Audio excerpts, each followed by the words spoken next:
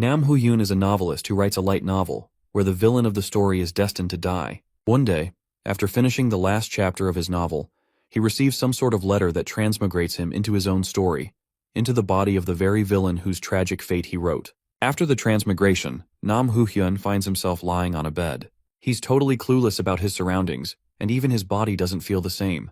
When he walks up to a mirror and looks into it, he notices some disturbingly familiar features, like this ominously crimson hair, that sly mouth, and thin, slitted eyes that hide every trace of emotion. That's when it hits him like a thunderbolt out of the blue.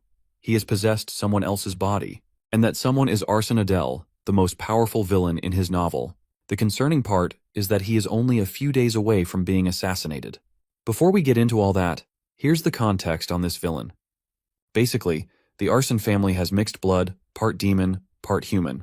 Thanks to the demonic powers in their bloodline, they were once one of the greatest families in the empire. But they fell from grace, thanks to 6 specific families who banded together to take them down. With that context, it's pretty clear why Adel chose to walk the path of a villain. He tried to take revenge against the families that ruined his own, but he failed miserably. That's the very reason the original Adel called out to the creator of the novel in the first place. In just a few days, Adel will die a dog's death at the hands of knights from those 6 families. And here's the kicker. In terms of talent, Adel is one of the most gifted characters in the entire novel, so much so that his abilities even outshine the main characters.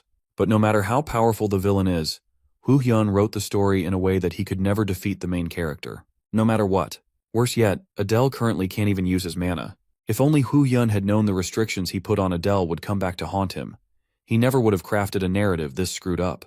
It's completely stacked against the villain. As he's cursing his rotten luck, he notices the same kind of letter that originally brought him into this world.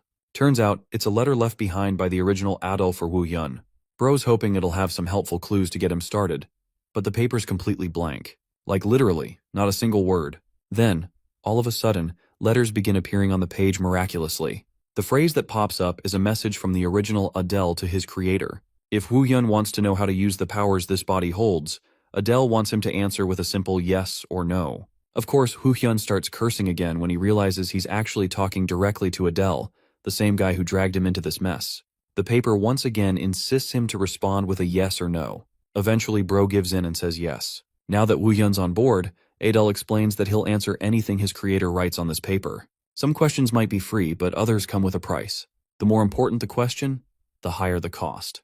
Naturally, Wu-hyun shoots his shot and asks the big one, how to return to his original world. Adel responds immediately that it's impossible. Well, Wu-hyun kind of figured that out already, so he was ready for the bad news. Next, he asks the more practical question, how to use mana and how to activate Adel's unique abilities. Turns out this question has no fee. Adel directly imprints the knowledge into Hu-hyun's mind.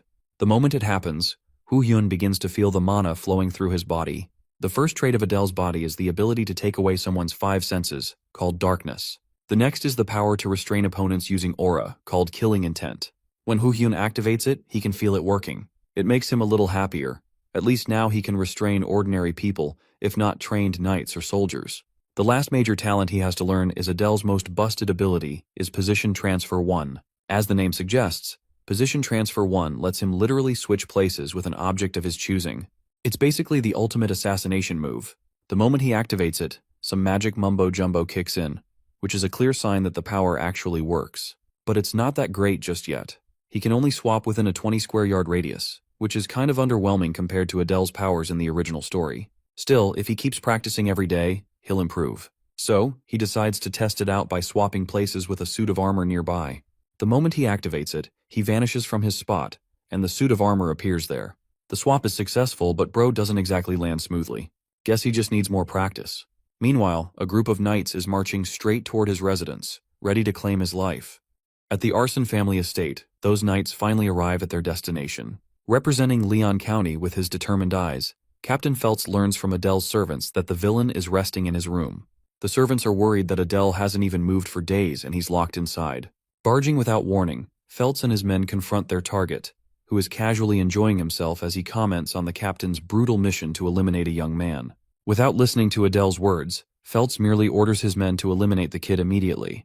But they weren't ready for our boy's position transfer ability, allowing him to switch positions with any object in a set radius. Targeting the knight's blade that was about to attack him, he initiates the ability and lunges forth with the knight's sword in hand.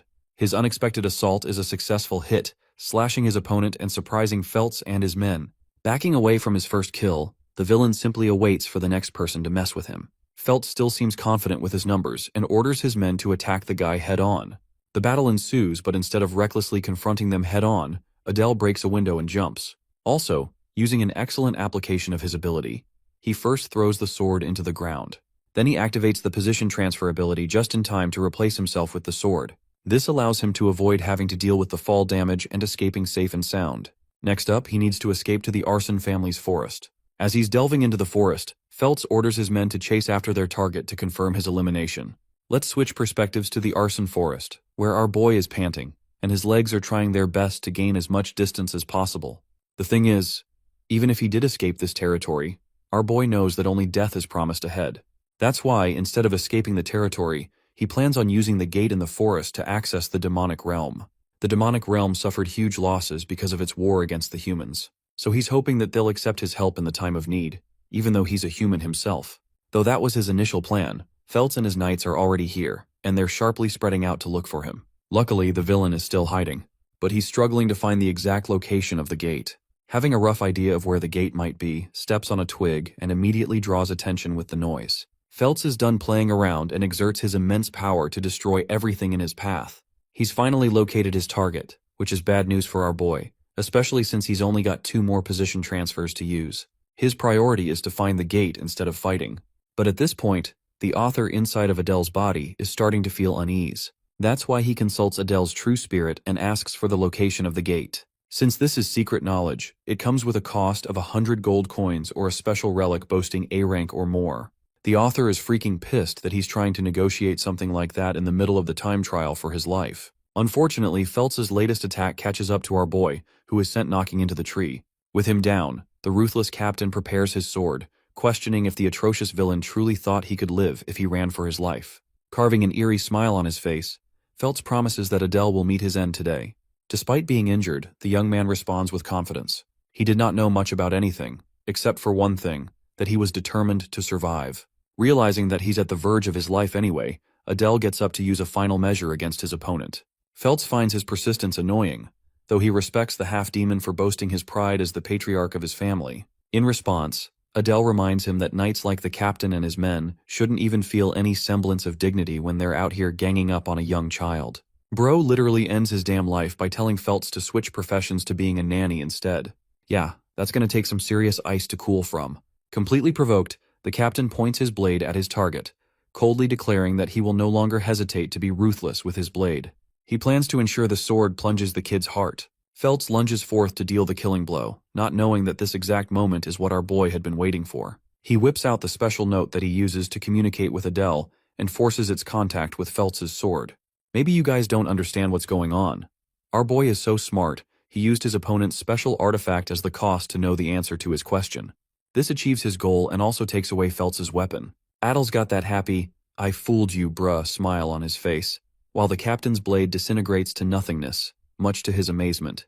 The position of the demonic gate is made clear as the reward for the artifact, and so our boy utilizes position transfer again to leap away. Feltz tried stopping him, but the incompetent captain just lost his chance. The villain escapes to find his special gate. Having finally located the gate that exudes red tendrils of dark energy, Adele has achieved his purpose. But this guy Feltz is like a damn cockroach. He chucks a freaking log at our boy, and the moment it is about to make contact with Adele's head, he activates the final usage of his position transfer, promising to see the captain again someday. Feltz is frustrated that his target escaped to the demonic realm, a place where only darkness awaits him. A while passes, and we get to see Adele sitting on his own and chewing down some meat. He wonders how long it's been after he successfully passed through the gate and entered the dungeon. This dungeon is actually a humanly made dungeon that someone created using the secret demonic arts. Now he is rather surprised to find jerky in a bed placed here. Adele wonders if it was intentionally being used to protect some kind of treasure. Also, there's a special barrier that deflects any blades from the front. There's also a stone guardian here, which only further adds the mysterious origins of this man-made dungeon. The stone guardian looks creepy by itself, and even Adele knows that if he crosses the barrier to challenge it, he will literally get bitch-slapped, so he won't be trying that. Finally, the special note illuminates as Adele's true spirit communicates with the author, warning him of a penalty for manipulating the rules of the price. This is because he tried forcing Feltz's sword as a sacrifice. This trick will no longer work beyond this point. But even the author thinks that it's crazy already he was able to use it at all. Also, he's not even being punished for it. Suddenly, the author's attention is drawn to a stone which appears different from the others on the wall. Interacting with the stone, he realizes that it's only thanks to Adele's powers that he's able to perceive certain things. An assertive voice responds to him interacting with the stone, telling him that he does not possess the right to use this function. Our boy strongly suspects that this stone must be the key to the deactivation of the barrier. Since he can't use that, he's planning on using another way to escape. Past the barrier, he sees a stone that likely fell from the stone guardian's body. Even though it is a stone, it might prove to be useful in this case. Activating his position transfer ability, the author switches places with the piece of stone, safely exiting without needing to activate the function. But this dude is too caught up in his excitement and forgets the demonic stone dragon that was outside. The creature roars in his face, alerting him to be wary. The scene cuts to the demon's castle in the realm, where the patriarch of the bear's family, Crete, is observing the sight of his servants busy with work. He comments that it's probably because of his daughter's raid attempt that his people are working overtime. Crete doesn't know how to handle the situation. The thing is, if his daughter succeeds, she's going to be granted the right to enter the Saitan, which is supposed to be a demonic school. And even if he strictly orders her to fail, she's going to rebel against his decision anyway. After all, his daughter is hell-bent on achieving her goal of exacting revenge against the murderous humans who killed her mother. Wow, that's a really tragic burden for a girl of her age. Anyway, her papa is worried that she might get tossed around in a ruthless demon school. Suddenly, one of his maids comes to inform him about trouble. Crete is extremely agitated that he was disturbed from his thoughts. The maid apologizes in fear and informs her master that there's news of an unknown person in the hidden domain. They've located several energy traces of the person having opened the door, which is causing great confusion. Also, their identity is still unknown. The only thing they know about the person is that they tried interacting with the door's function from inside. This puts the demon patriarch in a state of contemplation. He wonders if the human was summoned via the demonic gate during the Great War. Believing that the pest will die anyway, he thinks it's an insignificant matter. For now, all he cares about is his daughter's exam going well.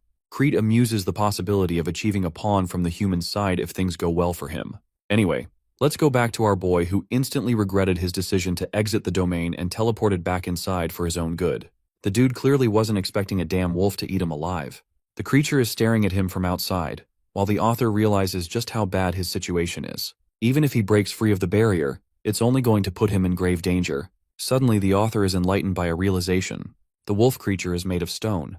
This means his ability might work on it. Activating position transfer again, he forces the target to be the stone wolf outside the barrier. His plan successfully worked to an amazing degree, trapping the monster inside and freeing him of the barrier's grasp. The wolf takes a while to realize that it's stuck inside. Despite its many attempts, it is unable to bypass the barrier. Adele makes a run for it and tries to find an exit, when suddenly, Bro runs into another horrifying creature of the abyss. He quickly realizes that there's a mission at every level, and this giant bug looks even more menacing than the wolf he just escaped. The funny thing is, Adele keeps abusing his position transfer ability on the creatures, repeatedly trapping the monsters inside.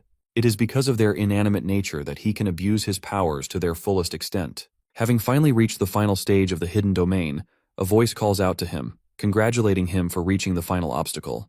It's surprisingly welcoming, especially to a human like Adele. The author assesses that this must be the boss room, and what he sees is truly terrifying. It's a Death Knight aura farming and showing off his immaculate armor. From the strength being exuded from its body, Adele compares its strength to Captain Felt's. Bro genuinely doesn't even entertain a conversation with the Death Knight and spams the use of his position transfer ability.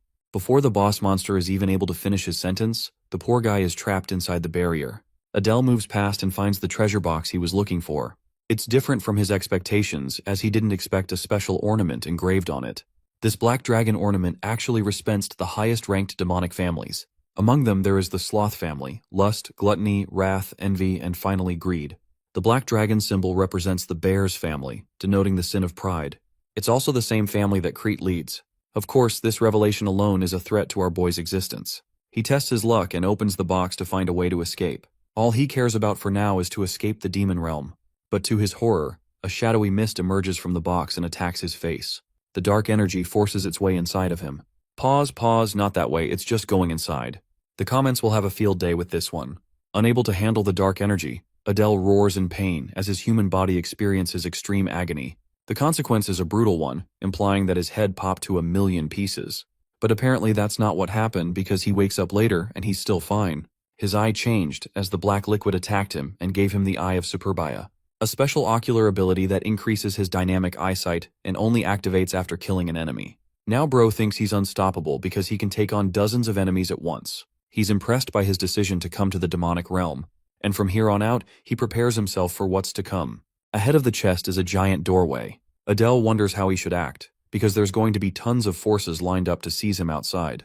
Going outside practically ensures his death, so he has to think of another way. He amuses the possibility of surrendering faster than light, which is funny, but that's not going to work either. Right now, the issue is that he belongs to the arson family, and the moment the demons find out about him, they're gonna kill him. So he goes on to cover the insignia on his neck. As for the Death Knight from earlier, Bro is out here busting his sword against the barrier and demanding to be freed. The troubled Death Knight alarms him that Her Highness is coming. But of course, Adele has no idea who that is. It was at this moment he finally realized why there were rock beds and jerky around the hidden domain. It's because this hidden domain is a testing ground for the higher families to train their children. It's important for him to know what he's dealing with, so he immediately takes out his special note to communicate with the real Adele. The author inquires about the closest character to him right now. Once again, Adele's soul demands a sacrifice to offer a response to that question. Unfortunately, the author's at a pinch here. So instead of paying with gold or artifacts, he spends 100 points of his mana, which is a brutal way of handling things. Finally, the answer to his question is revealed, as the person most closest to Adele is Renee herself, who is the youngest daughter of the demonic patriarch of the Bears family. Our boy faces an "oh shit I am screwed" realization because there's no way he is beating her. The Eye of Superbia, which he stole, is supposed to be her reward for completing the training, and our boy literally stole the achievement. Because she's got plenty of authority in the demonic army, Adele is assuming that she's going to annihilate the Stone Guardians and show up in front of him. That is exactly what happens as Renee slices the Death Knight to pieces and confronts the human before her. In a serious tone, she demands to know the man's identity. Realizing that there's genuinely no way out of this one, Adele concedes by kneeling before her. He actually manipulates her by telling her that she successfully completed the hidden domain and became worthy. But the demonic princess is genuinely pissed and not having any of it. Sweating bullets knowing he might die here, the author lies to her, telling her that he's supposed to be her bodyguard assigned by her father. He's also glad that she's yet to recognize his possession of the Eye of Superbia. Having distrustful eyes of the vermin before her, she taunts him for looking pathetically weak for being a bodyguard. Adele emphasizes that he's actually quite capable despite his looks, and he's slowly growing optimistic of this meeting. She lowers her blade and laughs. In an effort to earn her trust, Adele switches positions with her sword and shocks Renee by appearing before her eyes. He doesn't do anything to attack her though, and simply asks if she was impressed by his capabilities. Renee grabs his hand in Ange before snapping away. She doesn't say anything, which makes him boggle his mind wondering what she thinks of him now. Playing it casual, he tells her they should head out together as the patriarch is waiting for her arrival. This man is a top-tier gaslighter, goddamn. Adele also tells her that he's going to be taking care of other duties that he's been assigned by her father. Inside, he knows he's got to hurry up and get the fudge out or else he's doomed. Finally, he opens the door, causing Renee to become startled at the sight of her father. She wasn't expecting him to be here with his men. Intrigued by the whole situation, Crete finds interest in the human. Meanwhile, our boy is out here questioning his existence because now he's got to come up with an excuse to fool her dad too. He's going to be killed on the spot if they realize what he's done, but for some reason, Crete has yet to lift a finger. Crete attends to his daughter and asks if she cleared the domain. After confirming that she did, the patriarch requests the human to follow after him. Not knowing what's in store for him, the author ponders what's about to happen. He quickly follows suit, and he can't even consult the special note anymore because he doesn't have enough mana or things to offer. Having arrived inside the family mansion of the Bears family, Crete signals everyone else to return to their quarters. Glad that he's being given the chance to escape, Adele is celebrating on the inside. That is, until he realizes that there are guards secretly watching his ass in case he tries to defy orders. In his office, Crete meets his daughter, emphasizing that Renee has successfully completed the final task. But he still wants her to be sure of her decision to enter the training school.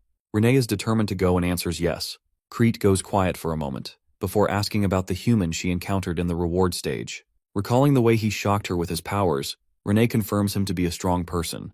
This pleases the patriarch's ears, causing him to be eager about the mysterious human. He concludes their discussion by approving of his daughter's admission to the Saitan school. As for Crete, Bro isn't even thinking about his daughter. He's more impressed by the human who entered the domain and cleared it on his own. Not to mention that he claimed the Eye of Superbia, and yes, this basically confirms that he knows about our boy being in possession of it. Finally, Rene's opinion is the most assuring confirmation he could receive. All of these factors point to one thing. He could use the human to his benefit. While this is happening, the clueless author is wondering just how long he's going to have to wait for them to finish up. At last, the human is given directions to the patriarch's room. He appears before Crete, who stares him down with a menacing glare. Adele is already afraid of what's to come, and wonders how the demon patriarch is going to handle this. He inquires why Crete permitted him to live. The patriarch carves a smile on his face before cursing him out for having the gall to fool his daughter to an impressive degree. Also, he casts an overwhelming amount of aura, to the point Adele is forced to submit beneath it. He realizes that the patriarch doesn't intend to kill the human, which is an observation that Crete finds amusing. Releasing the pressure, he allows the human to regain his composure. But Adele is out here panicking from the experience he just had. Crete is impressed by the human's sharp wits and inquires for his name. Adele responds with his name without including his family's ties. The patriarch then uses his demonic force to manipulate the human's body. At this point, our boy is genuinely clueless on what this dude actually wants from him. Crete orders him to open his mouth. Whoa, pause again. The demon patriarch shares that all he has to do is continue on with the story he was telling his daughter. While this is happening, a dark energy enters our boy's mouth, choking him from the inside out. Crete reminds him that the poison inside his body will kill the human instantly if he ever tries to deceive them. Adele is out here choking on his words, while Crete casually tells him that he's going to offer him a nice place to stay for later orders. The one-sided encounter meets its end with Adele at a loss for words. In the next scene, he is shown his new quarters to stay. Unfortunately, Adele doesn't have much choice but to accept what he was given in this shabby house. He's glad enough that his life was spared for the time being, even though it feels like he's being used as a tool. Also, the author is glad to have earned the patriarch's acknowledgement, which may turn out favorable for him in the long run. As far as his goals are considered, the dude has to do something about the damn poison inside of his body. Smartly making use of his position transfer ability, Adele forces the inanimate poison out of his body. He can't even think about what horrors would have been caused if something else had been teleported from his body instead. Anyway, Adele doesn't want to kill the poisonous creature, knowing it will alert the demon patriarch. The creature wakes up because its mana supply was cut off. Finally, Adele collapses on his bed, knowing he's no longer threatened by the poison. The tiny creature is snoozing right next to him. He's at the verge of sleeping when the status window opens, alarming him of his upgrade in abilities. Position transfer reached level 2, but the mana costs are too demanding. Adele wonders if there's a way for him to actually increase his mana pool so that he can hold his own against the main characters of the story. He figures out that there's indeed a way to achieve this effect. The scene cuts to Rene's expressionless face as she disapproves of our boy's plan. So far, he's been keeping checks on her for the past 3 days. Bro is getting ghosted in real life. That's how bad his situation is. The author assumes that she must have had a brighter personality, but thanks to the loss of her mother, it has made her ruthless and distant. Even as the author, he feels sorry for what happened to her. The servants of the patriarch call out to both Adele and Rene because Crete has summoned them. Adele thinks that it must be regarding Rene's entrance to the demonic school of Saitan. Of course, despite her accomplishment of successfully clearing the hidden domain, Saitan was on another level. Crete tells his daughter that she's destined to die after a while, and if that happens, she'll never be able to achieve her goals. This causes Rene an air of disappointment and sadness. Meanwhile, Adele is out here feeling like a third wheel to a parent-daughter conversation. To both of their shock, the demon patriarch entrusts her bodyguard to help keep her safe. To his surprise, the girl literally rejects this offer, which is really funny considering that she's willing to trample over her own goals just to get away from our boy. The thing about Saitan is that it's the only school where the promising heirs of multiple demonic realms gather. They're constantly experiencing conflict with the imperial school of the main characters. And in the original story, Rene was destined to face her death because of the conflict. It's the worst location on the planet, because death is always just a matter of time for the demons there. Despite that, Rene is prepared to go there. As for Adele, he thinks it's the perfect place for him to increase his manpower and his network. After all, since he's the author, he knows about the events of the story that will occur at the school. Shooting his shot, Adele agrees to go, but he has one final request. The author requests something related to mana, which the demon patriarch finds amusing, because he thought the human would try and negotiate his way out of the poison. The good thing is, Crete has yet to catch on to the fact that Adele no longer has poison inside of his body. Crete curses him but considers his request. Now that they're alone, Adele wonders what the demon patriarch will offer him for mana. Crete reveals that this particular treasure is part of his family's legacy, so he wants this matter to be confidential. Understanding that the human's mana is basically insignificant, The demon patriarch is prepared to lend him a power that will help him survive for his daughter's sake. Crete channels his demonic energy and declares that he will teach the humans the cultivation technique of their family, which bewilders Adele's expectations and shocks him to the core. The demon patriarch requests the aid of the demon god to bestow the powers of the demons upon a human. Crete's chant comes to an end and his body is flared up with purple demonic energy. A smile is formed on the patriarch's face, who is impressed that our boy's mental fortitude is impressive to have maintained his sanity even after the power boost. Adele learns that his cultivation technique will help him receive mana directly via the demon god, which means he's pretty much got an overpowered storage of mana now. Interestingly, Crete has noticed that the human's family has its ties to the 7 deadly sins. Though the human attempts to feign ignorance, the demon patriarch emphasizes that he's not worried about any betrayal schemes coming from the human. After all, the poison worm will take care of everything if he did in fact turn out to be a spy. The author is rather surprised to learn of the half-demon's family being connected to the 7 deadly sins, even though he, as the writer, never really included this in the original story. Crete tells him to leave, and in the next scene, we catch our boy in the forest meditating on his own. He believes this place should be suitable for him to practice his powers, especially when mana is easy to spiral out of control. Normal meditation seems calming and peaceful, right?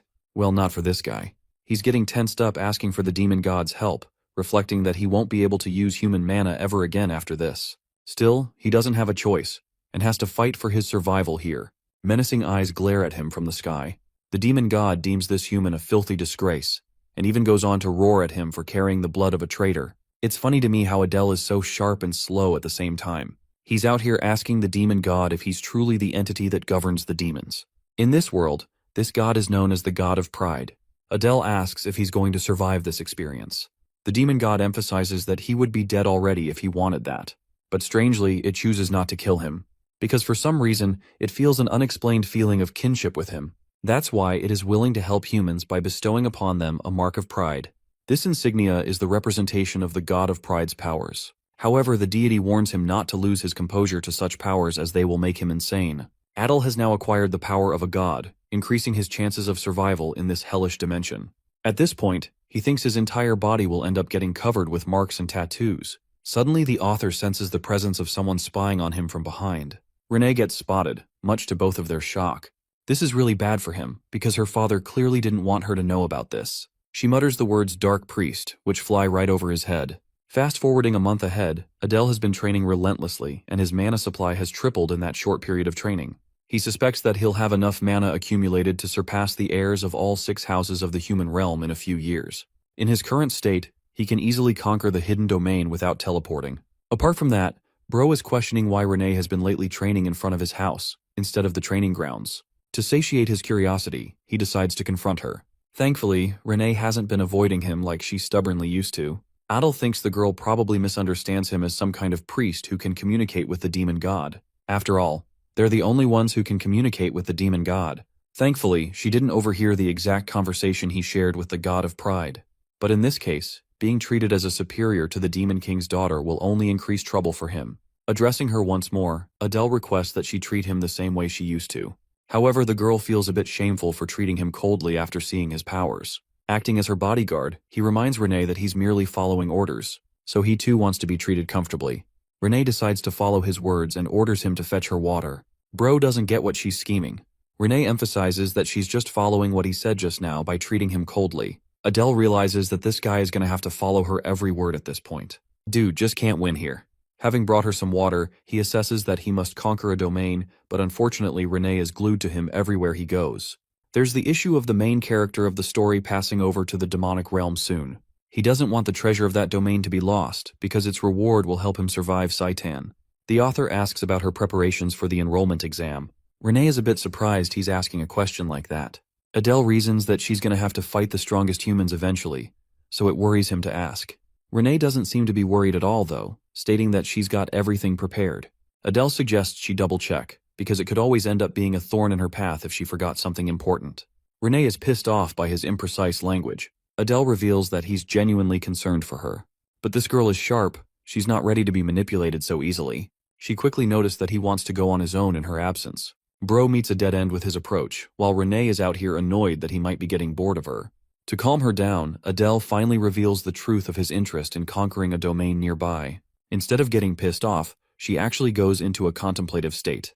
She tells him that she's actually forgotten something, just like he said. At first, our boy was as happy as he could be, but then she reveals that what she forgot is actually her warming up for the training. Long story short, the girl wants to go with him to conquer the domain and warm up her skills. She thinks it would easily be conquerable in one day. Of course, Adele is worried, but he can't exactly deny her as his superior. Let's explore more about this secret domain. It's titled the Domain of the Undead, so you can only expect what's going to come next. The Domain of the Undead was once ruled by the necromancers, but now, it's nothing more than an abandoned site filled with the undead soldiers after the necromancers were killed in the war. Renee has extensive knowledge about the domain, and it brings her worry because it's dangerous, as it's a middle-upper level domain. Right now, the number of the undead soldiers is worrisome. That's why Renee's help will be necessary in this mission. The only problem is, going together will make it harder for him to escape with her. And if the news reaches the Patriarch's ears, he's going to get in trouble for putting her in danger. So that's why he requests her not to come, highlighting the Patriarch's reaction for leaving without his permission. But this demonic girl is already prepared. She knows a secret exit from the mansion. She takes him to the secret hole that no one knows about. Adele realizes that she must be used to sneaking out for doing this so casually. Renee doesn't respond to him, and they quickly use the exit to leave.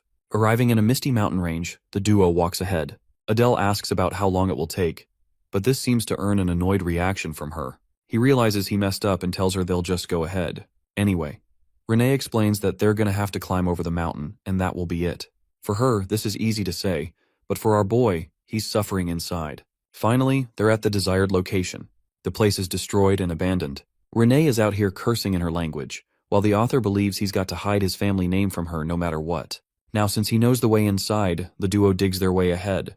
The domain rests under a large rock statue, which soldiers situated underneath to protect their lands. Having arrived at the entrance of the place, Adele offers to take the lead for her, but Renee is confident and wants to go on ahead. Inside the domain, Adele is impressed by how bright it is. Renee finally leads him to the exact location they were looking for. From its energy alone, the author judges that it's an even more powerful region than the bears' training grounds. He suspects 100 graves to be buried here at least. Renee and our boy are moving on ahead when suddenly, a bonehead and his fellow friends emerge from the ground. These bald bags of bones surround the duo from every direction. Channeling her abilities, Renee unleashes her advance and disintegrates the skeletal soldiers like paper. Right now, Adele is really glad that he brought her along. He understands that at least one necromancer must be casting the use of the soldiers, so they need to target him. He blocks an attack and tells Renee that he'll be right behind her. The defeated soldiers only end up resurrecting again, much to her shock. The necromancer leading his troops stares them down, impressed by their audacity to step foot in the domain. He ordered his soldiers to eliminate both intruders.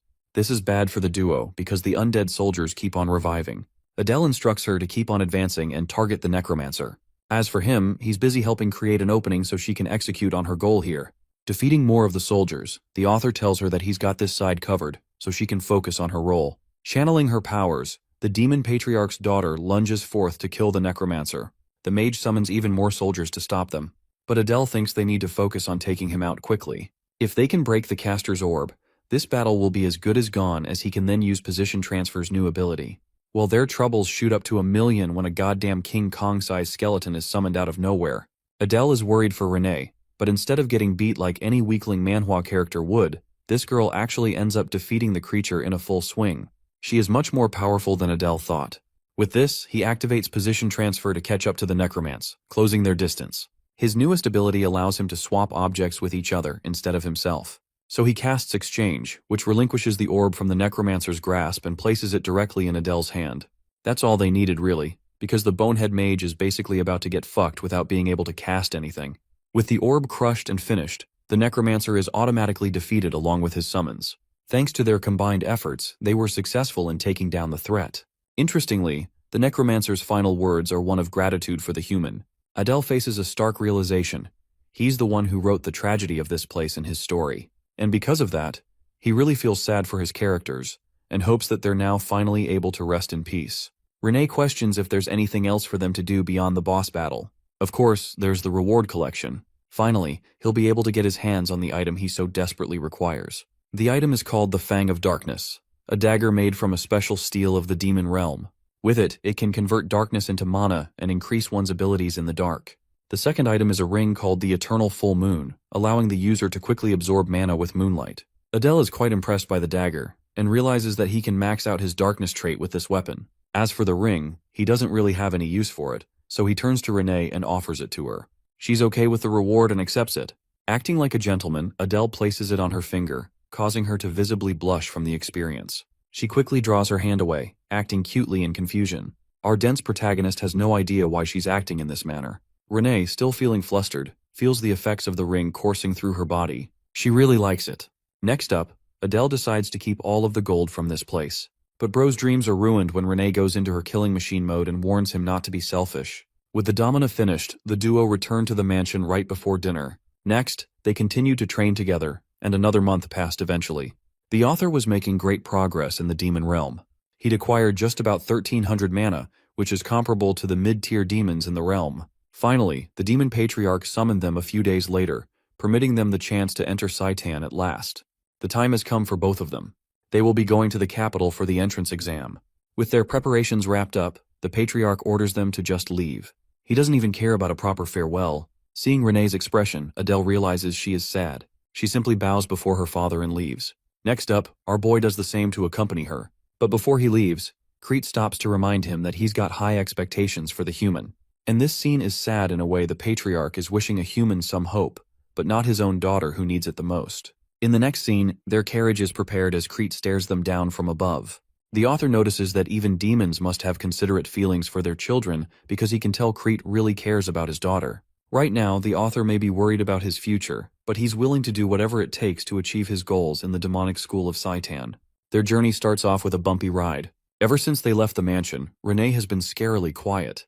He wonders if he's at fault. At last, she turns to look at him with a strong glare, reflecting how he is much more handsome than she initially thought. Bro is getting rizzed up by a demon baddie. That should have been me. Like an average Joe fumbling with a goth girl, this man is out here chatting about the weather because he doesn't have anything else to talk about. Even she thinks he's kinda dense, and that he isn't really particularly strong. At this point, she's doubting her assumptions of his rank as a priest. Meanwhile, Adele is questioning what's up with all the staring. Renee calls herself stupid for doubting his powers when she witnessed his conversation with the literal god of pride itself. The way they're thinking about each other is funny, because Adele thinks he's in trouble while she's out here catching feelings for our boy. Now let's talk about the thing our boy did earlier by giving her the ring. It's actually called an eternal vow in their dimension, and it's basically their way of marrying someone. Even though Adele did it without uttering a word, she's curious about the kind of vow he made when doing such a thing. The once expressionless demon is really interested in knowing his feelings. Anyway, Adele reminds her that they'll be arriving in an hour. His empty words only make her even more pissed because the chick was out here daydreaming a romance in her head. Without telling him anything, she simply goes on to take a nap, keeping Adele in a mystery. An hour later, they step outside the carriage with their luggage packed. The capital of the demon realm is huge, and it resembles the human realm's capital a lot. Even though the demons here have horns and some physical differences, they're not too hard to differ from humans. The elite demons are known for having marks on their body, like a blonde who has it on his neck.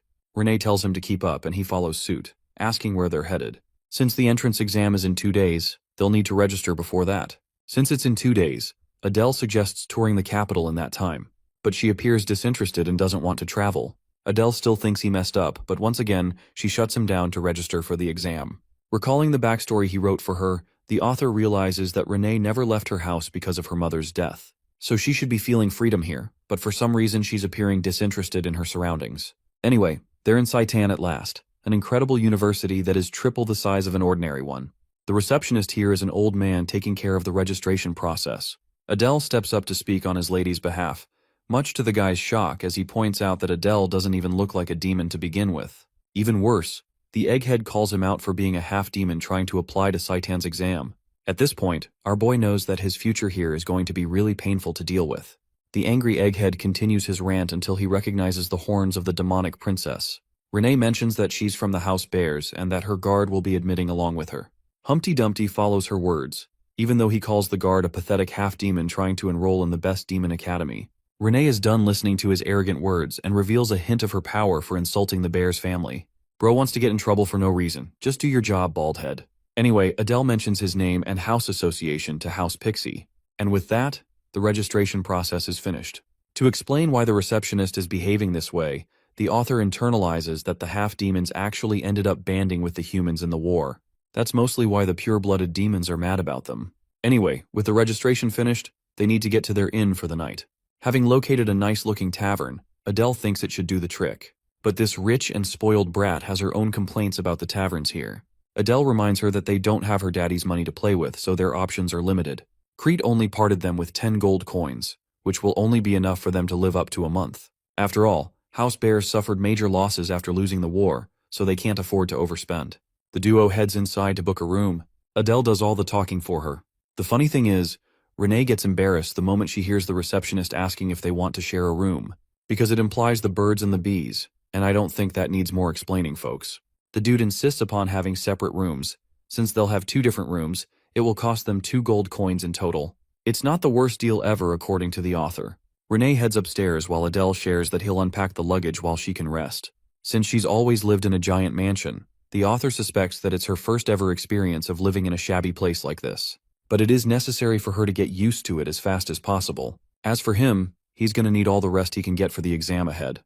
At last, the 2 days passed and the day of the exam is here. Applicants are told to follow strict instructions. There's so many applicants around them, which makes the author wonder if there are at least 100 candidates. The fact that so many of these talented people are signing up to kill the humans is enough of a warning sign to our boy, because the moment his identity is leaked, they're all going to jump him. The supervisor of the exam orders the students to bring out their ID and board the train.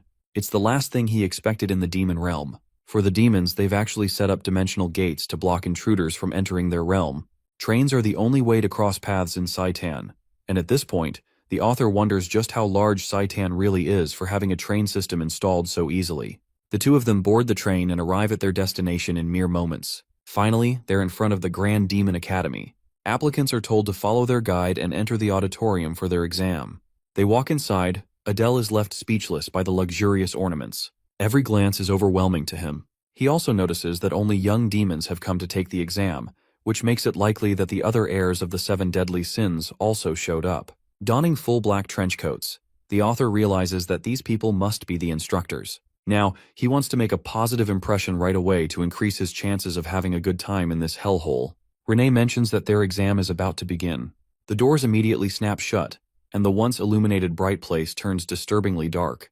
The author suspects that magic was used to achieve this effect, and he's curious about the content of the exam. The first order is from an instructor who demands the applicants to quiet down. Wearing a distinct appearance and a short stature, she welcomes them all to Saitan, and instantly starts cursing the shit out of the lousy candidates. She openly admits that she's looking forward to seeing them get killed this year. Wow, what a welcome. Adele is trembling by the sheer weight of her voice. Carving a malicious smile, the girl gets serious to attend to their business. She begins the exam procedure without warning them another word. The pressure exerted from her body is enough to cause every student to feel overwhelmed. One after another, the weak candidates are filtered out swiftly. The instructors aren't surprised by the headmaster's cruel way of handling the exam. Yeah, that crazy psycho chick is actually the headmaster of the academy. Also, this test is one of mental fortitude. The reason Headmaster Lucian selected this test is because she wants to see if the candidates have enough power to withstand an interrogation by the humans if the situation comes to it. 5 painful minutes were endured by the candidates, and almost none of them were left standing, except for Renee and Adele and 6 others. The instructor initially had high expectations from the 100 candidates that showed up to take the exam. Still, it's more impressive than last year, which is a good improvement already. This batch of candidates especially includes the heirs of the 7 deadly sins. The instructors are confident of their arrival. However, they're shocked to find an unknown guy holding his ground. This kid is different from the heirs of the demonic families, and the fact that he maintained his sanity for 10 minutes is proof of his caliber. However, beyond this point, the instructors believe that the kid will cripple and fall. Though Adele is experiencing extreme agony, the male instructor senses a pulsing dark energy exuding from his body. They're all shocked, including the headmaster Lucian. Bro is out here looking like a demon god himself with this sudden transformation. Sensing the danger of the situation at hand, the male instructor senses the need to act and kill the candidate at once. At first glance, it was clear to everyone that the boy didn't appear special, but the moment he caused the very atmosphere around him to crumble, they recognized his hellish killing intent. It was a ruthless intent, as if he were one of the worst murderers ever known. That's why the instructor immediately wanted to act. But despite his preparation to act, Lucian observes that the instructor is hesitant. He is afraid of taking on a formidable threat, even though the kid is nothing more than an applicant. His colleague smiles, while the rest of the candidates are exhausted. At this moment, our boy understands that if he doesn't find a way to endure this test, he's going to crumble his mental state and go crazy, like the god of pride warned him. Then a plan sparks up in his mind. What if he used his killing intent to go against the aura of the girl conducting the test? So he does exactly that, knowing that he can't just wait around. His body exerts tendrils of red demonic energy, countering the headmaster's aura. Lucian is so impressed she wants to increase the intensity of her aura to make him submit. But the author is at the verge of going insane and actually holds his own, even after Lucian's increased intensity. It earns her attention, and at last, he succeeds in surviving the test. Even though he should be worrying about himself, his attention turns to Renee, who is holding her ground without much trouble. The same goes for the remaining heirs of the 7 deadly sins. The heir of envy, Baltan, and prone of lust, Samuel of gluttony, Aaron of sloth, and Guar of greed. They're all holding their ground. The author remarks that he wrote some of the characters with passion, but in the end, these meaningful characters all get killed by the heroes of the story. He takes notice of the 6 members and finally turns his eyes to the heir of wrath. Donning beautiful long hair of snowy white, she has a crown of thorns and scarlet merciless eyes. It was at this moment that he was staring down the worst villain of the story he wrote. He was facing the future demon lord Diana. The first part of the exam is concluded, but Adele is busy gathering his thoughts. Now the Demon King typically comes from the family of Wrath, so Diana basically doesn't have any need to be here at all. And yet, despite being a successor to the Demon Lord, she's come to apply as a candidate. So he wonders if something went wrong in the story. Anyway, the candidates who failed are being little bitches for being unable to pass the test. Most of them are spoiled brats who are complaining about the nature of the cruel exam. But the instructors don't give a damn about them being trust fund babies of their daddy. They make that part very clear to these rich imbeciles. The male instructor emphasizes that the applicants who couldn't even survive for 5 minutes are unneeded in the academy. And so, the gates are closed on the failed candidates. This first exam alone is enough to show just how ruthless the demonic academy is for treating its candidates. Luckily, Adel passed, and he also observes that Lucian is actually the headmaster instead of a typical supervisor. She alone is the strongest person in the demonic realm, despite her cute-looking character design. Though he was lucky to survive the first test, he needs to hold his ground for the ones remaining. After all, most people fail in the second exam. While this is happening, the author notices that Renee is gathering a ton of eyeballs. She's got a lot of fans for being super strong with her combat ability. It only makes sense that the heirs of the 7 deadly sins are famous figures. They were able to withstand Lucian's aura as well. Poor Adele is a bit disappointed that he isn't getting noticed like all the others, especially since he stood his ground. Renee comes around praising her so-called bodyguard for passing. Though he passed, the author is satisfied to have shown to the instructors that he isn't a normal candidate. With this impression, they will be sure to remember him, or so he thinks. The male headmaster demands their attention and properly introduces himself as Ares, the instructor in charge of their education. This guy looks so intimidating that Adele thinks he probably keeps a secret knife in his pockets at all times. Ares congratulates the candidates who passed, and elaborates on the test's purpose to test their mental fortitude in case they were to be interrogated by humans. The 8 applicants who survived will be granted extra points, and if they succeed in the second exam, they'll all gain access to the weaponry. It's Christmas for our boy, who is as happy as he can be for getting a chance to obtain such a prize. Well, the other candidates are equally as annoyed for failing even more now. Ares starts by explaining the nature of the second exam. First, they will show off their abilities, regarding the kind of talents they each possess to face the humans. They will be assigned a class depending on this specific exam, so they must be careful to bring out their best. Adele understands what is being asked of the applicants here, though he wonders what kind of humans they'll be going up against in this exam. Ares showcases them the opponent they will be facing for this special exam, and with the snap of his fingers, he summons a creature born from the essence of light.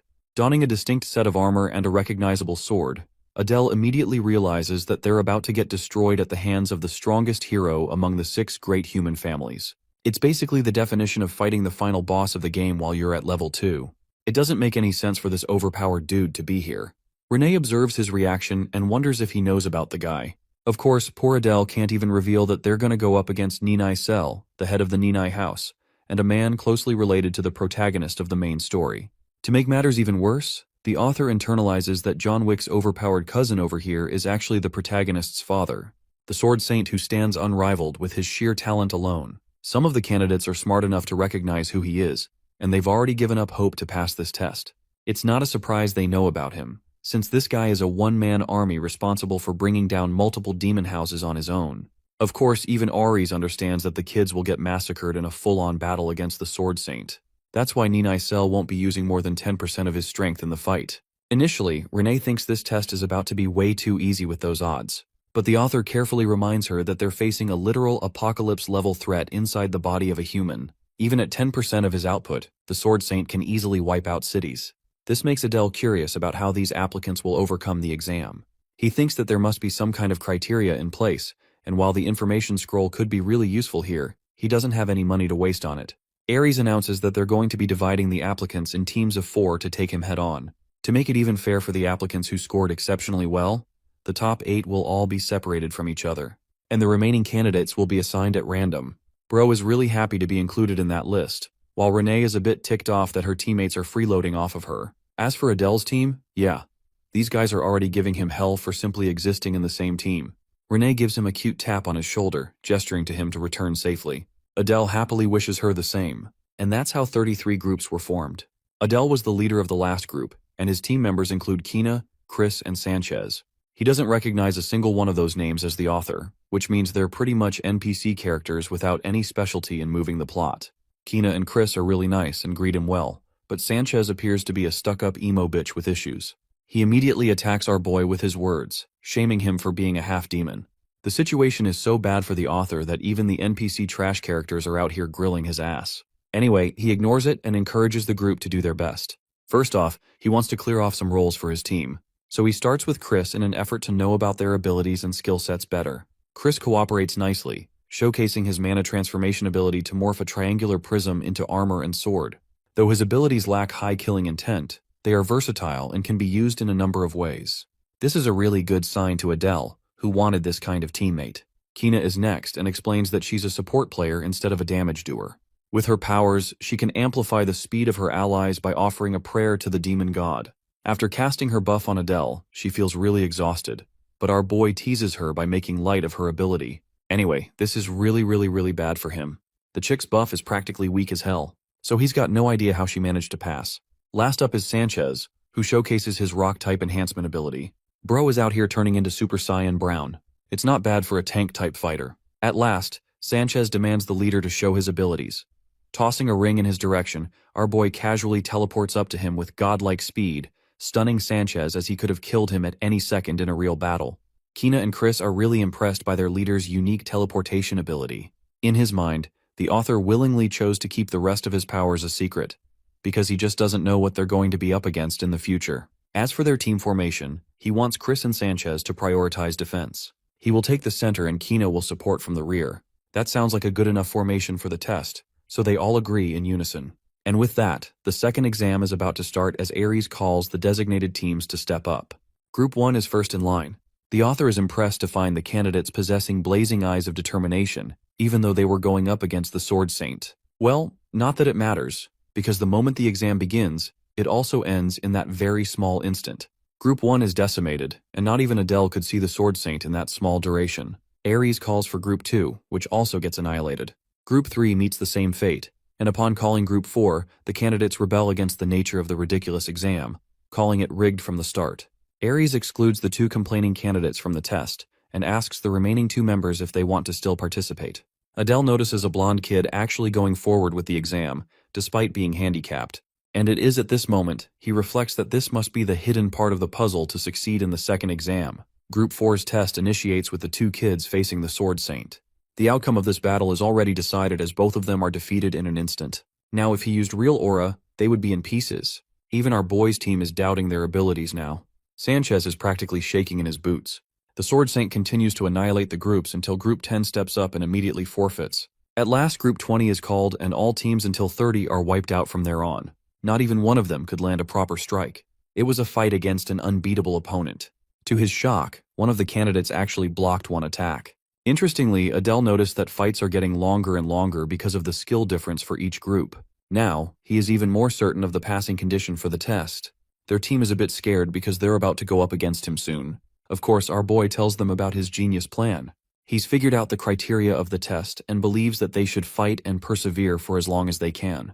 After observing the way the instructors are handling the applicants, he is even more sure of his theory. Sanchez tries to object, but it's too late as their group is called up front. Our boy is confident enough to believe they will defeat the Sword Saint in a head-on battle. His words encourage his team and they are prepared to last the longest among the duels seen so far. Deep down, Adele is planning to use the talent of the strongest villain in the story to manipulate the odds in his favor.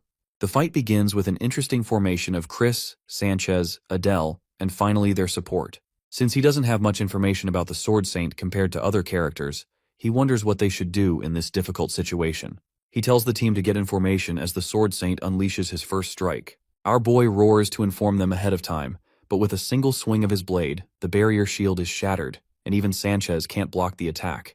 The author tells Kina to prioritize enforcing Chris so they can prevent the impact of his fall after he was blown away. Next, he tells Sanchez to do his job, which is basically to withstand the full brunt of the attack. Thanks to his hardening ability as a tank, they were able to block the first attack. Adele sharply assesses a gap between the second slash and realizes that it has been a trap from his opponent. He doesn't want to exploit it because he believes it is a bait to draw them in. Anyway, focusing on the battle, he informs his squad of the second incoming attack. The team gets in position, but Chris is the first to face his limitations. Right now, only one attack was able to wipe out their team. So this next one will finish the job if they are not careful. The Sword Saint unleashed his attack, showcasing the same opening. This time, not even Sanchez can withstand its force as his body is getting severe cuts from defending his team. Sanchez thinks they're gonna die, but Adele is persistent in holding out for as long as possible, questioning his opponent's next move. At last, the Sword Saint lowers his blade. Unfortunately, the test is yet to be concluded. The Sword Saint is about to unleash a final attack, but Adele wants to confront it head-on. Carving a malicious expression on his face, the author declares that he will plunge a sword against his opponent's throat, a declaration that shocks his team.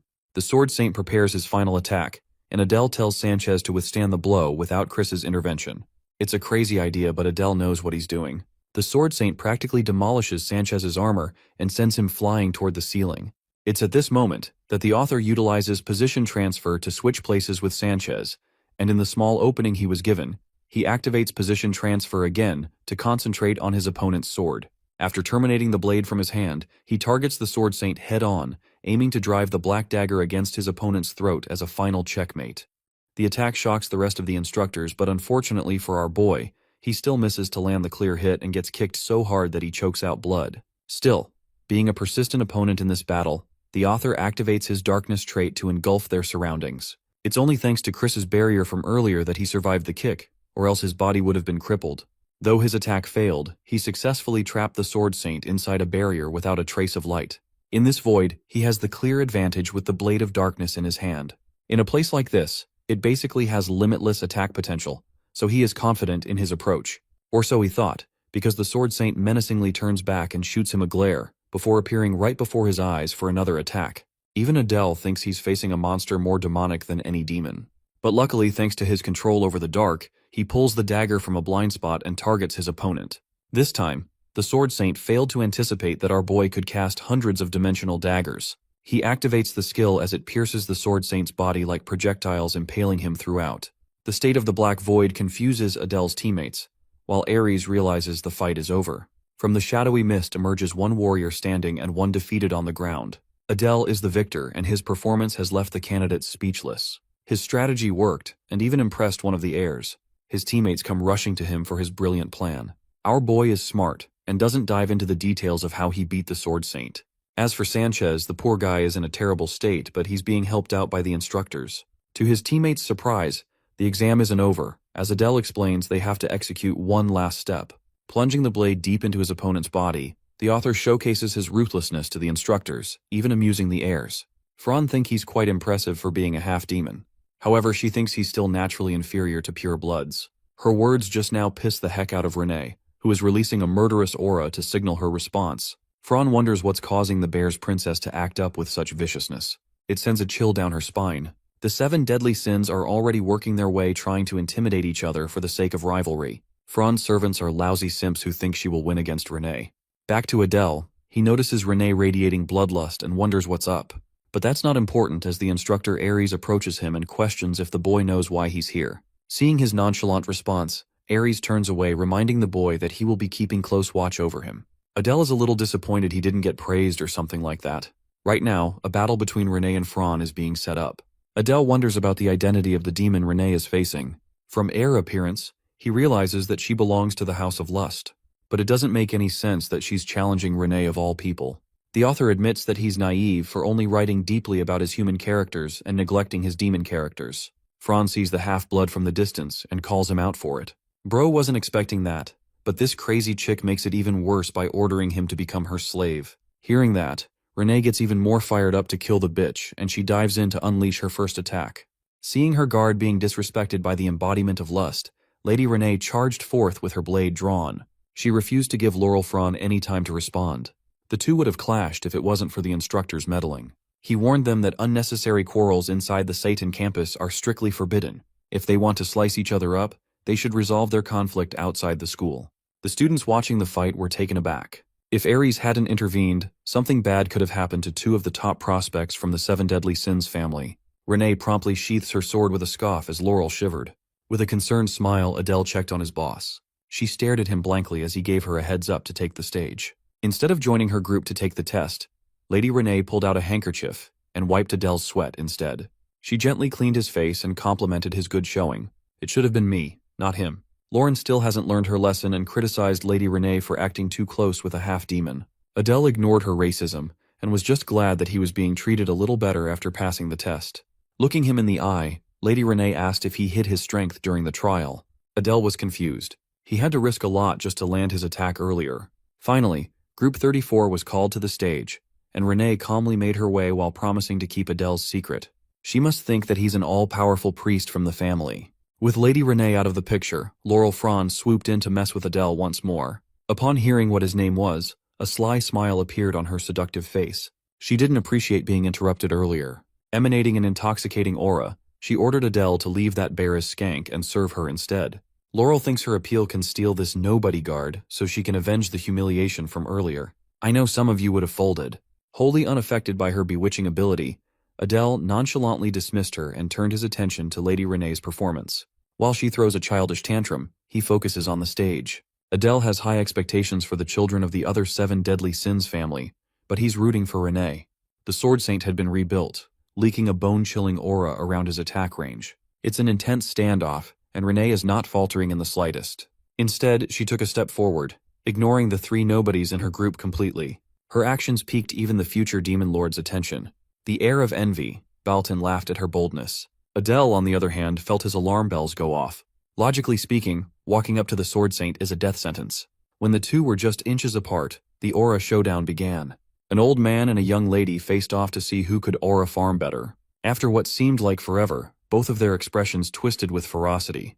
The Sword Saint tried to stab her but ended up getting cut down in half, his sword and upper body sliced in two. Everyone was flabbergasted by the young lady's display of dominance.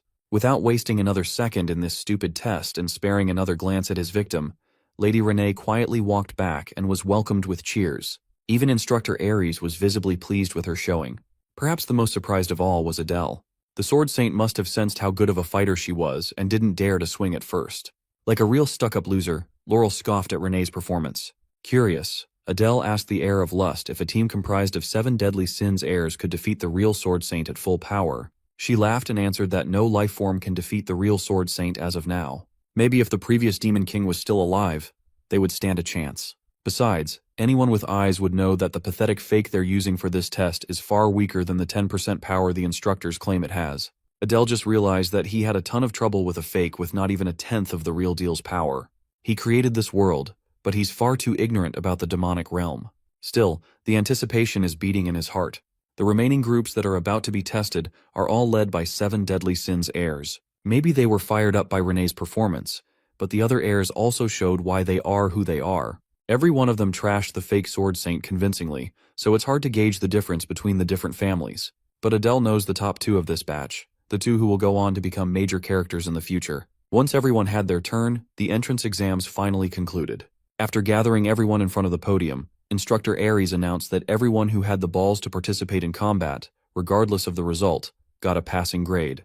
With this, the remaining youngsters are now official trainees of Saitan. Ares warned them not to celebrate just yet, for they had just punched their ticket to a hellish road that had broken a lot of demons before. For those who have passed, the entrance ceremony will take place in 2 days' time. Those who have managed to defeat the Sword Saint must stay for a bit longer. Adele reckoned this must have something to do with the promise of the reward mentioned during the first test. The heirs of the Seven Deadly Sins, plus Adele, passed with flying colors, and they will have the opportunity to enter the armory. Before that, Baltan raised his hand in question. He asked if they could exit the armory with tons of weapons in hand. He's excited to see what Saitan has in store for him. This delusional question is par with the course for the Son of Envy, Lycan Baltan, who has an insatiable curiosity and appetite. Adele remembers writing quite a bit about this guy in his novel. Instructor Ares calmly retorted that trainees would have a hard time progressing on wielding multiple weapons, so they are permitted to only take one. Refusing to entertain more inane questions, he led them to the armory. He touched a wall's surface and a magical seal activated. A hidden door materialized before everyone's eyes. Ares added that this is a privilege that Saitan is giving outstanding trainees. Whether they make the best or worst choice is entirely up to fate. Instead of an armory, the entrance looks more like a dungeon gate. Ares instructed them to enter in the opposite order of the exam, and they would be inspected upon exit. That gives Baltan the first pick and Adele the last. The big guy must really dislike him. Excited to get the first treasure for himself, Baltan cheekily waved at everyone before going in. Since Lady Renee already has a good weapon, she plans on picking up an artifact inside, and Adele plans to do the same. Since they've been thinking along those lines, the other heirs must also be considering it. All the good artifacts might be gone by the time Adele gets his turn. Baltan exited the armory wearing a blackthorn crown, supremely pleased with his pick. The worst-case scenario is happening. Just as expected, everyone is coming out with artifacts. Before he knew it, Adele's turn had come. He saw the bracelet on Renee's wrist and asked about its features. She simply urged him to go inside and find out the description for himself. Renee also warned him about some of the displayed items that do not have descriptions. Those things might be devoid of descriptions, but they shouldn't be worthless if they're being housed in the armory, right? Before he went in, Adele gave Instructor Ares a lingering stare. Seemingly offended by this, the big guy urged the trainee to talk if he had something to say. With an awkward laugh, Adele asked what the deal was with the items that didn't have descriptions. Ares succinctly explained that those ones are artifacts and weapons with unclear purposes and unknown owners. If one is lucky, they can score an amazing relic. On the other hand, it might bring about a lifelong curse. With one final warning, Ares pressed the last passer to enter. Adele will just have to find out if going last is a good or bad thing. Once he entered, the structure changed dramatically. It was surprisingly bright and tidy, yet he felt a little anxious. He saw the light at the end of a long hallway and followed it through. When he arrived at the armory itself, he was greeted by the sight of weapons and artifacts sealed behind magical glass. All kinds of demonic relics filled the massive room. Turning to his right, he found a unique-looking spear and read its description. It's known as the Twin Fang Spear, a weapon used by an unnamed demon for serpent hunting. Vengeful serpent spirits inhabit the tip, and when infused with mana, 2 serpents emerge. The description tries hard to make this shit sound important, but it's a trash weapon through and through. Besides, Adele already has his daggers. Next up was the Starlight Crystal, once used by a skilled astrologer.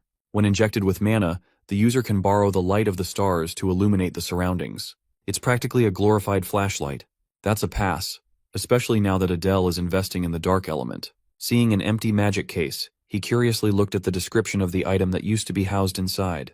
It's the Great Circlet of the Victor. It grants the user exceptional recovery and stamina, binding itself to the user until the day they die. This thing must be the thing Baltan was wearing on his head. Adele found this discovery odd. He remembers getting rid of binding items in his novel, so he never thought he would run into one here. Looking left and right to scan the area, he became more and more convinced that all the good stuff was gone. The bind of the python is gone, and so are the flag of the demon general and insignia of the fallen noble. The 7 deadly sins took most of the broken artifacts, and most of the armor and weapons in this place are borderline trash. Thinking that he has no other decent choice, Adele turned his attention to a cursed artifact. But then he remembered a unique method only he could use.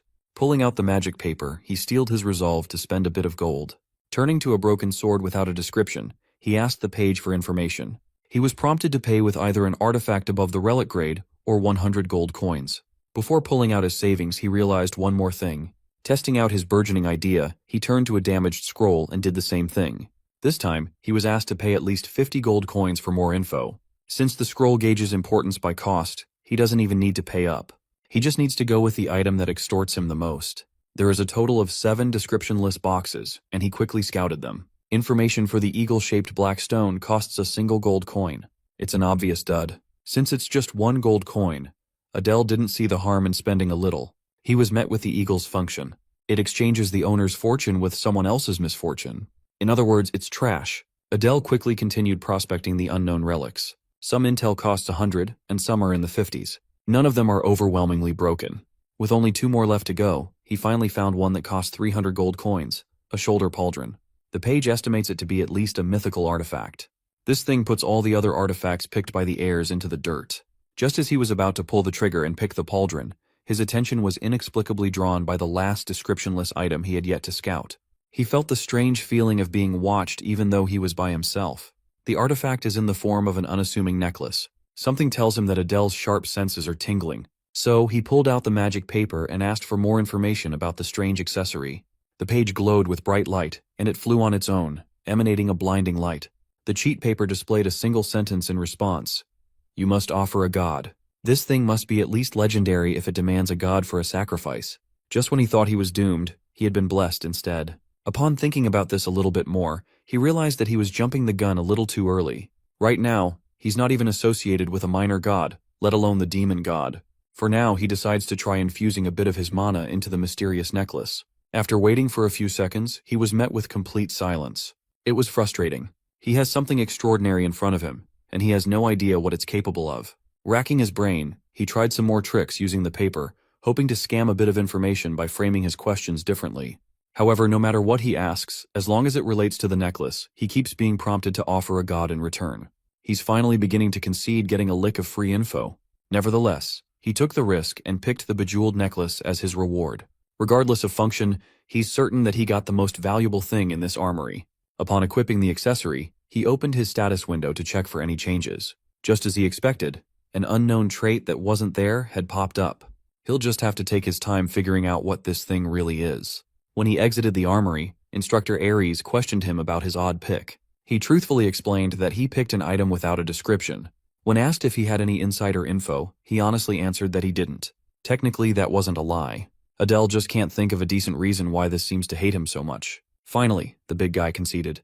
He might be a little sus, but he has to trust the words of his cadets. He turned to the freshman frontrunners and advised them to take care of their chosen artifacts, for they could be their lifeline. Adele scanned the room and saw figures that would lead the demon world soon. They'll get tons of investment and support in the future, for sure. If he could siphon a bit of that resource to himself, he'd be satisfied. Upon dismissal, the hidden door to the armory vanished without a trace. With the exams wrapped up, it's time for the lady and the guard to head back to their dorm. Before they could leave, someone stopped Adele from taking another step.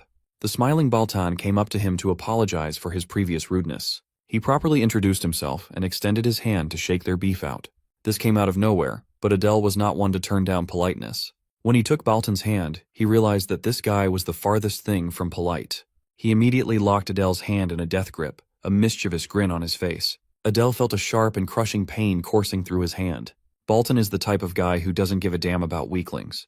He's only interested in the strong, driven by burning jealousy and envy. He once pushed the protagonist of the novel to the brink of death. But once he realized the MC's potential, the bastard spared him for another duel in the future. Lycan Baltan is a battle-crazed lunatic. With that smug smile plastered on his face, Baltan goaded Adele into action. So he assigned Baltan's sword as a target for position transfer too. In a blink of an eye, he exchanged positions with the blade, tapping the bastard's shoulder. The test just ended, so Adele is not in the mood to placate a spoiled young master's whims. Besides, that handshake almost crushed his bones. In response, Baltan laughed with pure amusement. Seeing Adele's ability only served to stoke the lunatic's fighting spirit. Now he wants to fight to the death. Before things could escalate further, Lady Renee stepped up to stop the psycho. Emitting her own bone-chilling aura, she warned Baltan that she'd join the fray if he continued with his antics. Finally, the lunatic reined his aura in. As much as he loves fighting, taking on 2 powerhouses at once would be a bit much. He doesn't want to risk injury before school starts. Besides, there will be plenty of chances to draw each other's blood. The maniac really is crazy. He says he doesn't want to get injured, but he's down for a fight to the death. Adele can't get a clear of Baltan just yet. For now, it's time to make his exit with the young lady. Despite all those shenanigans, Adele couldn't help but look forward to life at Saitan. Back in their hotel, Adele woke up feeling refreshed in the morning. Bro is casually showing off his perfectly toned body to flex on us mortals. He feels better, and he's getting stronger day by day. Excited, he pulled out the uniform that Saitan sent over to try. After putting on standard black pants and a patched black blazer combo, he was surprised by how comfortable it felt. They are not allowed to wear anything but uniforms for 3 whole years, but at least the uniform itself is practical. Wanting to see Lady Renee and hers, he hurried towards her room and gave a knock. Upon confirming that it was her guard, Renee opened the door. Adele was taken aback by how pretty she looked in the classic blazer and skirt, illuminated by the sunlight peering through the windows. He couldn't help but verbalize his compliment, making the young lady blush. She might be cold-blooded with a blade, but her cute side is seriously killer too. Since Adele has a rare day off, he's planning to walk around the city for a bit. He bowed and advised that she rest, but was stopped before leaving. Red-faced and bashful, she asked if he was forgetting something. She reminded him that he was on a day off as a student, but not as a guard. He totally forgot about his primary job after getting too excited at the thought of resting alone. To compromise, she'll just join him on a walk around the city after changing. Just like that, his planned day off went up to smoke. His sorrow was erased by the liveliness of the city. With how clean and peaceful it is, it's hard to believe that the war took place just 10 years ago. Reconstruction is still ongoing in the outer regions. Humans may have won the war, but they failed to fully take the capital. Tugging on his sleeves, Lady Renee innocently pointed to a street food stall, eager to try some. The meat glistened as the heat brought it to the perfect color. It's a skewer of seasoned buck and vegetables. Curious if it tastes like chicken, Adele ordered 2 for him and the lady. As soon as they took the first bite, the pleasant flavor uplifted their moods. Adele was amused to see the stoic Renee making such an adorable expression. Maybe she's starting to open up to him bit by bit. The two continued to stroll around the city square while happily chatting. It's been a long time since Adele had a real break, and this will probably be the last one he'll have. Eventually, their walk led them to a stalwart statue in the middle of the capital. Adele looked at the giant statue with confusion, and Renee had to explain that it depicted the image of the first Demon King. Looking at it closer, he noticed the uncanny resemblance to Diana. It's not every day you get to see the first Demon King's features up close. When Adele tried to focus a bit more, he saw the statue's eyes glow with a familiar light. The necklace dangling on his neck resonated with the piercing glare. The stoic memorial of the first Demon King shot out an otherworldly power right into his artifact. Much to his surprise, it resulted in one of the jewels losing its luster and turning gray. What's weirder is that Renee doesn't see what just happened. She just saw Adele behaving oddly and pulling out his artifact. Normally, it's simply impossible that she didn't notice that blinding light.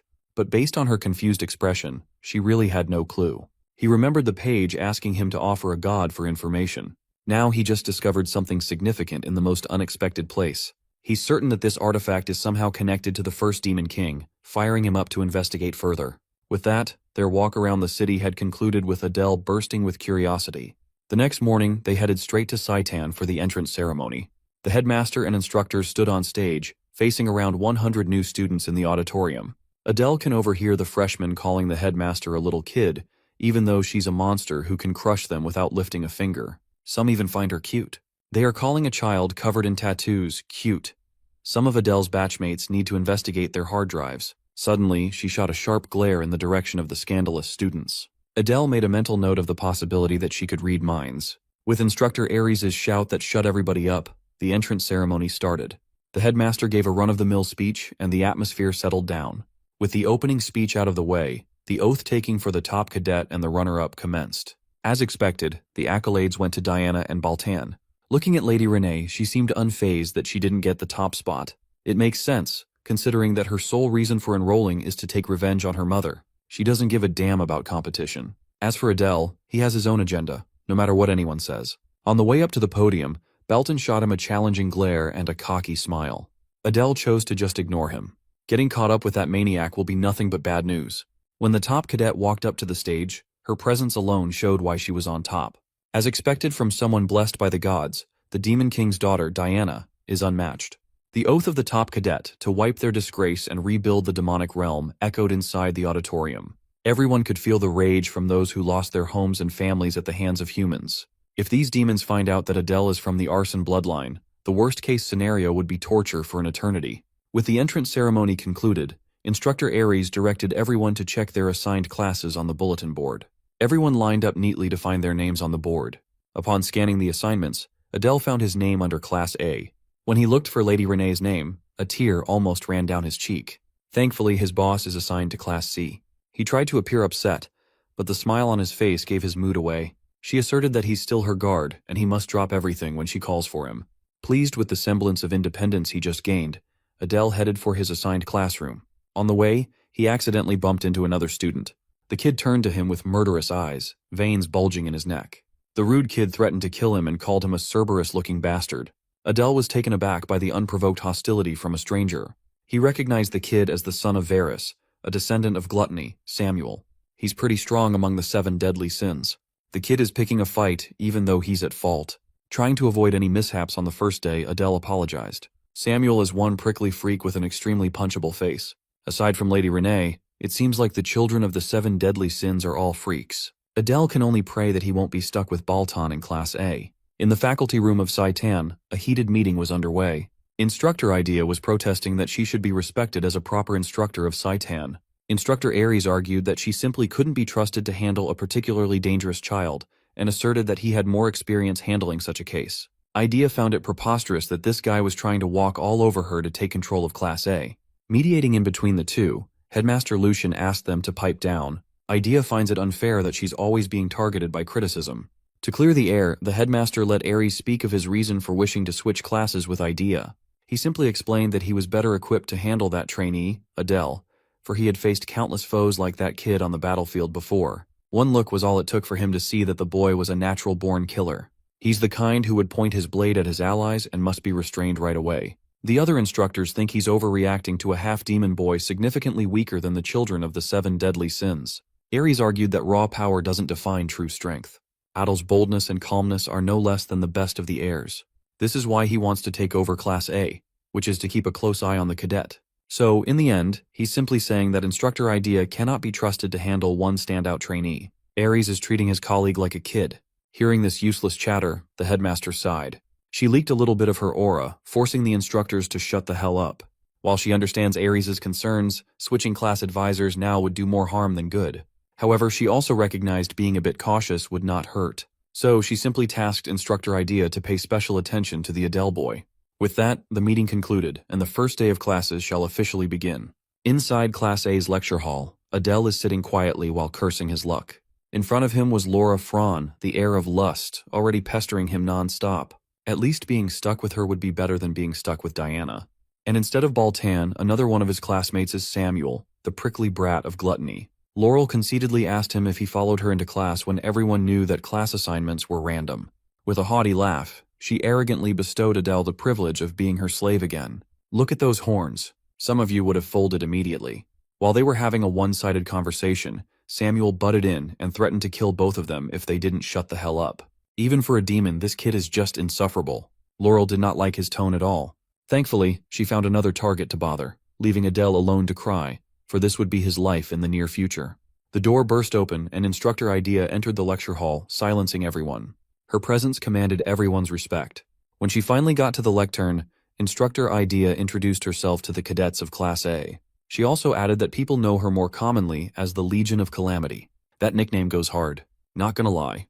The students murmured amongst themselves upon hearing her moniker. She's famed to have killed 10 or 30,000 humans at the Pollux River by herself. Adele liked what he heard. With such a strong mentor, his chances of survival should improve by a lot. With introductions done, she segued into how their classes will progress in the coming days. It's quite simple, actually. She will be in charge of teaching them hunting methods. Of course, they won't be hunting animals or demonic beasts. They will be hunting, one of the main reasons why cadets flock to Saitan. They will be learning how to properly prey on humans. Adele maintained his poker face upon hearing such a thing. Instructor Idea will be solely responsible for hunting classes. Magic and weaponry will be taught by other capable instructors. On top of that, she'll also be in charge of basic stamina training. For their first class, being cooped up inside a classroom won't suffice. They need to go to the training grounds. As soon as Adele laid eyes upon the grounds, he was shocked by its size. It's maybe 4 or 5 times larger than a typical field. With everyone assembled, Instructor Idea activated her ability and summoned a swirling black hole, directing everyone to pay attention to her actions. When the black hole reached critical mass, a spread of darkness descended. The hole turned into a portal, and the sound of metal marching out bellowed. An army of human crusaders trailed out of the portal, their expressions blank. Seeing the strained looks on her cadets' faces, she assured them that these were just illusions created by magic. She also created the Sword Saint that tested their mettle at the entrance exam. Adele could tell that someone capable of creating a clone nearing a tenth of the Sword Saint's power was not someone to mess with. This instructor is a monster in her own right. While Saitan is quite formidable, he is pretty certain that the Royal Academy far exceeds it by a decent margin. Instructor Idea gave the cadets of Class A a simple task. They must pass the humans and reach her. For starters, she scanned the field until her eyes landed on a particular trainee. She called Adele up to give him the first try. With a sly smile, she dared him to stab her throat like he did with the Sword Saint's clone. Just when he thought he'd escaped the prying eyes of Instructor Aries, it seems like Instructor Idea is also wary of him. Firstly, he asked if they wouldn't have a normal direct sparring. She expounded that humans use their leader as a source of mental fortitude. They are susceptible to falling like dominoes when the leader falls. A strong leader begets a strong army. She will take on that role for this sparring. Adele thought it made sense. Sun Tzu's Art of War chronicled the concept that an enemy can be defeated by capturing their chief. As he drew his dagger, a confident smile appeared on his face. Subduing a leader in the middle of an army is way too easy. Instructor Idea jovially added that subduing her is impossible, so a simple tap of a hand or a weapon on her body will suffice for a passing grade. And so, she ordered her human army to begin their assault. A second had barely passed, and Adele had already transferred from behind the overconfident instructor. His dagger could lop her head off if he wanted. The confident smile was erased from her face as thick killing intent froze her in place. Adele playfully asked if this was considered a pass. They started off separated by a dozen meters, but this much distance is practically nothing to him now. All he had to do was transfer twice to sneak up on her. He's steadily progressing the cap on his position transfer. Soon he'll be the perfect assassin who can bring down any enemy base with ease and finesse. Instructor Idea laughed. She's not naive enough to leave her body unguarded. Her body is protected by a barrier. At least now she gets why Aries is so adamant about watching out for this kid. She gave him a passing grade and told him to get back in line. As he walked back to the pack, he wondered if what he sensed was hostility or curiosity. Either way, it made him worry about his identity being leaked. Instructor Idea praised Cadet Adele and warned the rest of the class that those who fail will receive additional classes. And so, Class A took turns trying to break through an army of human clones. As expected of demons, they got the basics of combat down pat. It also helps that they're fighting against the equivalent of normal humans without powers. Still, all everyone had accomplished thus far was taking down a few puppets that the instructor wasn't even directly controlling. One by one, the cadets were forced to surrender upon being overwhelmed by a sloppily assembled battalion formation. The next cadet who was called up saw the mistakes of his classmates and tried to use elevation to bypass the wall of human puppets. He was quickly shot down by a group of puppet archers and their arrows. Adele awkwardly smiled at such pathetic displays. Times like this remind him of how broken position transfer really is. At this rate, he should be able to aim for the top of the class. Next on the list is none other than Samuel. Adele is looking forward to seeing if this brat's cocky attitude matches his skill level. Upon taking his starting position, Samuel began by accumulating mana around his body. The amount of concentrated mana continued to grow until the pressure around the area soared. Befitting of his brashness, Samuel's mana coalesced into a swirling tornado of pure destructive power. The other cadets were almost blown away by the scathing wind. Adele watched in shock as Samuel wiped the whole human battalion into one fell swoop. This is his first time seeing magic at such a high level. Samuel's gluttonous unique ability is a monstrous skill that can devour everything in its patch. Adele reckoned that the kid might take the top spot in the class for now. But when the dust settled, Instructor Idea emerged unscathed. In fact, she was quite disappointed with this batch. Adele expected as much. There's no way an instructor would let herself get blown away by a cadet. Samuel's attack wiped the board clean beside the leader. It was an impressive feat, enough to give a slight shock for a brief second. Unfortunately for him, he fails like many others. Samuel was taken aback, seemingly wanting to appeal the decision. Instructor Idea simply snapped her fingers and showed why something elementary was useless against her. Behind her was a whole army of human puppets. Once more, she emphasized that if a leader is left alive, humans will always find replacements to fill their ranks. Stretching all the way out of the field, Adele estimated that there should be about 200 puppets behind the instructor. All Professor Idea can say is that Samuel's magic is impressive, but only for a fledgling first-year cadet. The prickly Samuel knew better than to talk back. So, he scoffed and walked back to the pack. Adele was quite surprised that the kid could take the harsh result, albeit full of discontent. When their eyes crossed for a second, Samuel felt his anger rise higher. The kid's overconfidence in his ability is the root of his failure. If he focused all that power on the real target, he could have passed this test without any issues. The initial assessment continued as Idea called on another cadet. A high and mighty laugh bellowed from the crowd. Laurel Franz stepped up to the plate, excited to get her turn in the spotlight. The other cadets were certain that she'd pass. It'll only be a matter of how. She stood in front of the puppets, calling them minions who dared block her path. Her arrogant words did not elicit the response she was hoping for. Nervously sweating, her haughty words stopped coming. Seeing that she couldn't use her abilities on the puppets, she desperately thought of a way out of this mess. As Adele expected, the heir of lust is not the type to fight directly. Back in the entrance exam, she used her teammates as crazed minions while staying at the back, barking orders like a queen bee. She's practically harmless without minions. Desperate for a solution, she turned her attention back to the flock of cadets and locked gazes with Adele. With pleading eyes, she asked for help but still referred to him as a slave. Unaware of their one-sided dynamic, the entire class silently discussed what they just heard. Adele wasn't going to help Laurel in the first place, but now he definitely will not. Tired of her crying, Instructor Idea ordered her army to charge forth. Laurel recoiled at the sight of the puppets swarming her. They surrounded her and rained punches and kicks. Adele couldn't believe that she didn't even bother learning to cast buffs on herself. Everyone watched as the puppet beat her up for a concerningly long time while begging for help. While everyone was focused on the beating, Adele's attention was drawn elsewhere. He just watched one of his classmates heal a wound completely. Healing magic is a power that only humans can use. Since that's the case, it's safe to assume that this pink-haired cutie must be a half-demon too. Healing talent is rare as is. A demon that can heal is practically non-existent. While he doesn't remember this girl's name, he made a mental note of finding a way to connect with her somehow. Just when he was about to approach her, Instructor Idea tasked him with helping Cadet Fran back to the classroom now that the test was over. Her timing couldn't be any worse. He'd rather try getting acquainted with the healer instead of babysitting a spoiled brat. He kneeled down and flicked the beaten and battered Laurel on her forehead, calling her useless. Adele poked her repeatedly to wake up and get up. The trashing she could live with, but being humiliated in front of everyone made her feel worse. At least when she calls him a slave, he can just clap back that she's pathetically weaker than one. Before the end of class, Instructor Idea ordered everyone to gather and line up. She had some high expectations, but the results were disappointing to say the least. Still, today is a good first lesson. It's important for these youngsters to experience overwhelming defeat to get a sense of where they stand in the world. It's imperative that they see where their flaws are and what mistakes they make. Finding out their limits early on is a big step forward. Knowing these allows them to support one another in battle. Adel found it odd that Saitan uses random class placement when human imperial schools usually split students based on their abilities. Instructor Idea touches on the concept of synergy. Despite all the failures today, one student passed the test. Singling him out among the crowd, Idea shot him a lingering glance, claiming that she'd be paying attention to his progress. Adele awkwardly thanked her while feeling the gazes of his classmates burning behind his back. Finally, they were dismissed and directed to return to the classroom for their next class. If the instructors are hostile, so are his batchmates. Samuel, in particular, looked like he was ready to pounce. Adele is worried that, at this point, building up his own faction might be next to impossible with all the meddling of those pesky kids from the 7 deadly sins. After hunting class, the rest of the lessons went on without a hitch. Next in their schedule was theoretical education. In theory class, they learned about the history of the demonic realm and the cursory weaknesses of humans. Adele diligently listened. Today he learned that demons have practically the same body structure as humans.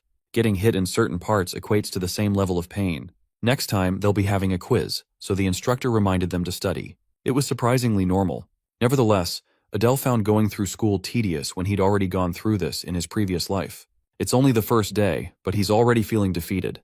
Just like in his previous life, he had no friends to talk to after class. Speaking of friends, there's this one girl he's been trying to get acquainted with. The pink-haired lady who has healing powers. Since the next class won't start for a few more minutes, perhaps this is his chance to talk to her. Slowly walking up to her desk, the two exchanged a glance. With a warm smile, Adel properly introduced himself. The girl stared at him in silence while the rest of the class dropped whatever they were doing and paid attention to the two. Now that he's thinking about it, Adele realizes that when two half-demons do anything together, they are bound to draw attention from the masses. The girl is visibly uncomfortable with this, so it would be best to save the rest of the conversation for next time. So he quickly extracted himself from the awkward situation. Heading to the door, he just wanted to head to the restroom and feed loneliness to his mana or something. Suddenly the door opened, and Samuel walked in. For the nth time today, the two locked eyes. Adele just wanted to get out. Yet this prickly brat looked at him like he was lower than garbage. Trying to keep the status quo, Adele reluctantly deferred and made way for Samuel to go in first. As the kid passed Adele, Samuel scoffed and murmured about how he's a nauseating, low-class creature. Everyone has a bottom line. Adele tried his best to stay out of trouble all day, but he's finally reached his limit for bullshit.